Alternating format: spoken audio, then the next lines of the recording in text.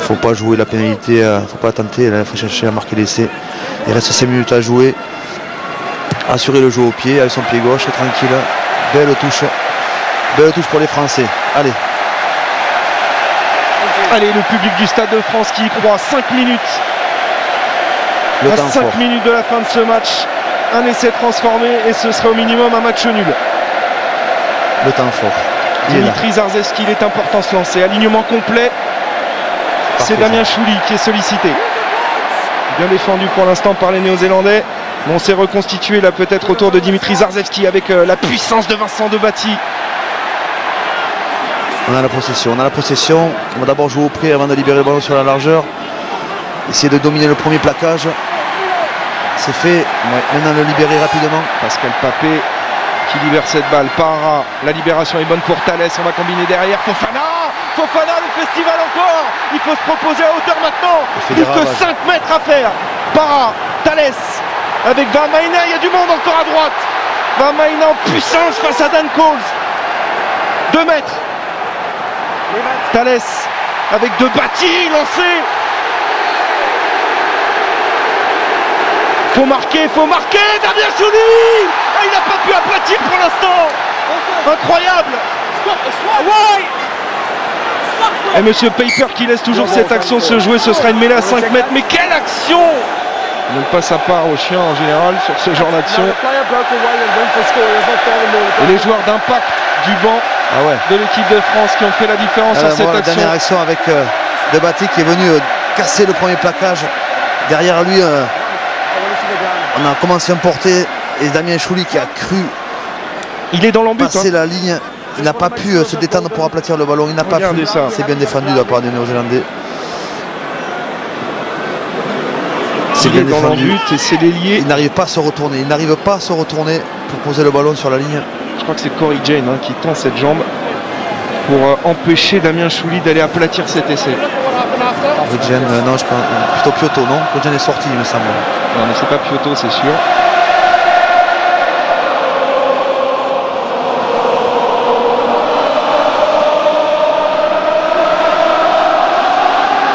Non, c'est pas Piotto puisqu'on le voit debout. Non, c'est pas Piotto, c'est sûr. C'est une mêlée pour les Français. Monsieur Paper qui redemande un nouveau ralenti. En attendant, Philippe Morgan Parra sort. Et Morgan Parra laisse sa place à Jean-Marc Doussin à la mêlée. C'est Dag. L'arrière qui tend cette jambe et qui empêche Damien Chouli. Non, il n'y a pas essayé, mais il y a une bonne mêlée à jouer. Il faut se préparer, il faut se concentrer sur cette mêlée. Doussin qui vient de rentrer, peut-être avec sa puissance, partir dans le fermé pour aplatir. Jean-Marc Doussin, spécialiste de la Nouvelle-Zélande, parce qu'il n'a jamais joué contre une autre nation en 4 sélections avec l'équipe de France.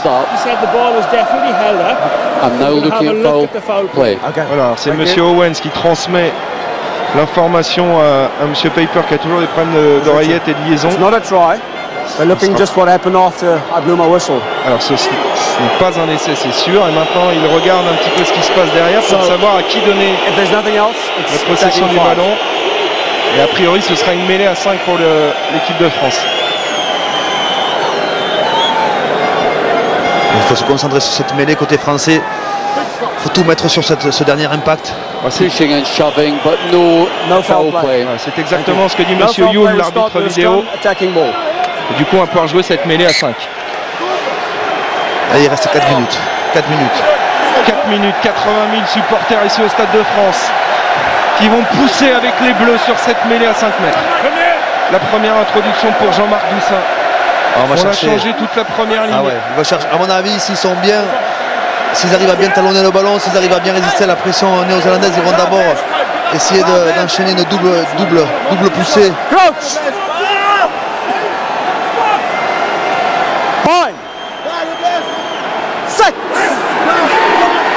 L'impact est néo-zélandais. Il ne peut pas introduire pour l'instant Jean-Marc Doussin. Les Néo-Zélandais ont été vicieux sur ce coup puisqu'ils ont enchaîné derrière après l'impact. Ils ont enchaîné. Ils mettent sous pression le talonneur Zarzewski pour qu'il ait du mal à lever son pied.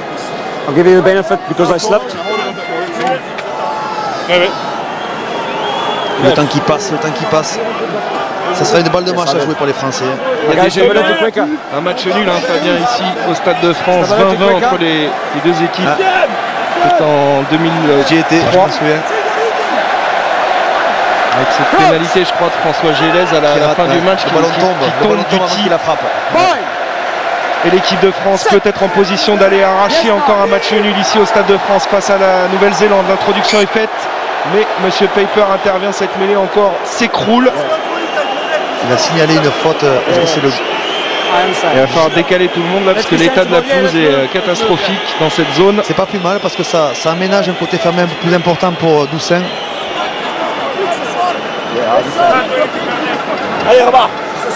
C'est pas plus mal, ça oblige ensuite au troisième ligne de gauche à être plus vigilant. Il va moins pouvoir pousser sur son pilier. Il y a un beau duel, un match dans le match, Slimani-Croquette. Sa bataille. Il est très bas, hein, Rabat Slimani. Très bas, très difficile à prendre. Enfin, très bon début de saison dans le Stade français. Allez, il faut tout donner sur cette mêlée. 2 minutes 15 encore dans ce match.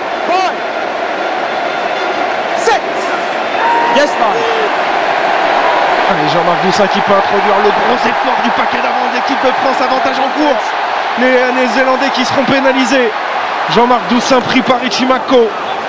Fin de match intense, il faut aller marquer cet essai. Du Sautoir qui relève ce ballon avec le soutien de Zarzewski. Toujours un avantage en cours pour les Bleus. Jean-Marc Doussin qui réorganise un petit peu le jeu de l'équipe de France. Qui va lancer maintenant Anthony Claassen. Le sprint coq. Il faut lâcher le ballon derrière. Fofana est en jambe aujourd'hui. Il faut lui lâcher le ballon dans le... Maïna pris aux jambes par Croquette. Oui. Attention parce que le temps passe et l'avantage en cours est toujours là. Mais voilà, il faut lâcher le ballon derrière. Thalès. Ouais. Passage à vide, mais il va revenir à la première pénalité à l'avantage de l'équipe de France. C'est une faute d'un Français qui a ouvert un couloir pour son partenaire, mais il revient là. On va reprendre la mêlée à mon avis. La mêlée ou la touche? La mêlée à mon avis. On se sent fort en mêlée. Écoutons Thierry du Sautoir, il a fait signe à monsieur Peiper. C'est la mêlée, c'est l'épreuve de force, le bras de fer imposé par l'équipe de France. 1 minute à jouer, 7 points de retard. Mêlée, introduction Doussin, 5 mètres de la ligne.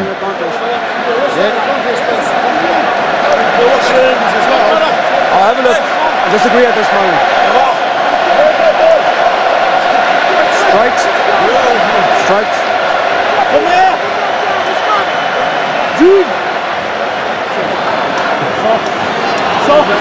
Alors que Wesley Fofana a été élu talent d'or de ce match ce soir pour son travail défensif. Important cet impact, important cette première liaison qui va dominer.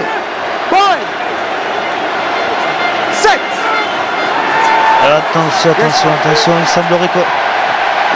Oh, il a été talonné à la main, par Damien Chouli. Quelle faute. Oh, c'est dur. Ce ballon qui a giclé des pieds de la première ligne. Et Damien Chouli a voulu le rabattre, c'est interdit évidemment. Et ça, c'est la mêlée de la victoire pour les Néo-Zélandais. Que c'est dur. C'est une mêlée qui a été pourtant, il me semble, bien maîtrisée par les Français. Elle a légèrement pivoté et on voit Damien Chouli qui la rentré avec sa main. Interdit. Le dégagement de Cruden et M. Peiper qui va siffler la fin de ce match sur cette action. C'est difficile à admettre parce que cette équipe de France ce soir a livré une belle bataille face à des Néo-Zélandais qui restent invaincus. 12e match de l'année sans défaite, mais que ces Bleus ont été courageux, héroïques en défense et souvent à 2 doigts de marquer des essais. Alors c'est toute la différence entre les All Blacks ce soir et l'équipe de France, Fabien. La Nouvelle-Zélande a eu 2 occasions, a marqué 2 essais, alors que l'équipe de France en première mi-temps a eu des occasions. Et là en cette fin de match n'a pas réussi, même si Damien Chouli a fini dans l'embut, à concrétiser vraiment cette rencontre. C'est une belle partie des Français sur l'intensité, sur la détermination, même sur la capacité à se créer des temps forts. Ce qui nous a fait mal, c'est ces 2 essais là qui sont arrivés coup sur coup sur des actions anodines des Néo-Zélandais, des relances du fond du terrain et puis la différence de plus tôt. Mais les Français ont fait un gros match et peuvent regretter malheureusement le manque de réalisme près de la ligne d'essai. On se montre un tel visage ce soir, Fabien Galtier, ça fait plaisir. On renoue un petit peu avec cette équipe de France que l'on sait très dangereuse quand elle est dans cette position d'outsider et notamment souvent contre les Néo-Zélandais. Oui, c'est une équipe de France qui a fait preuve de caractère, de courage et même de détermination, même de talent, je dirais, qui n'est pas récompensé. Et ce que dit du Sautoir, la frustration, c'est peut-être ce qui prédomine, parce que quand on a l'occasion de les battre, il faut les battre tout simplement, parce que ça ne revient pas souvent dans une carrière. Et c'est peut-être ce que les Français pensent en ce moment de la soirée. Et le président de la Fédération française de rugby, Pierre Camou, qui est descendu sur le terrain, puisque c'est l'heure de la remise du trophée Dave Gallagher. On vous a raconté l'histoire de ce grand capitaine de l'équipe All Black mort au front en 1917 avec les soldats néo-zélandais venus combattre à nos côtés. Richie McCaw va repartir une nouvelle fois avec ce trophée Dave Gallagher. Les All Blacks sont sur une série impressionnante de 12 victoires consécutives. Ils visent 17 sur 17 à l'issue de cette saison pour égaler l'équipe de 1997. Sur ce qu'on a vu ce soir, on les a sentis moins souverains, Fabien, que lors de la française, avec cette deuxième mi-temps qui... alors c'est le temps faible de l'équipe de France. Le capitaine Thierry Dussautoir en parlait il y a quelques instants. 2 erreurs d'inattention qui se payent cash avec la vitesse de Piotto sur cette action. Ouais, une relance du fond du terrain, 2 passes, un jeu au pied dans l'intervalle, et puis Piotto qui finit avec ses jambes dans l'embut. Et derrière... un bon mouvement par contre initié par les Néo-Zélandais, une séquence à plusieurs temps de jeu et derrière une transformation toujours pareil, 2 passes assez loin de la défense. C'est Piotto qui va décider de se jeter dans l'intervalle. Il va fixer pratiquement 3 joueurs, notamment UG qui est venu pour fermer et s'est fait fixer par Piotto.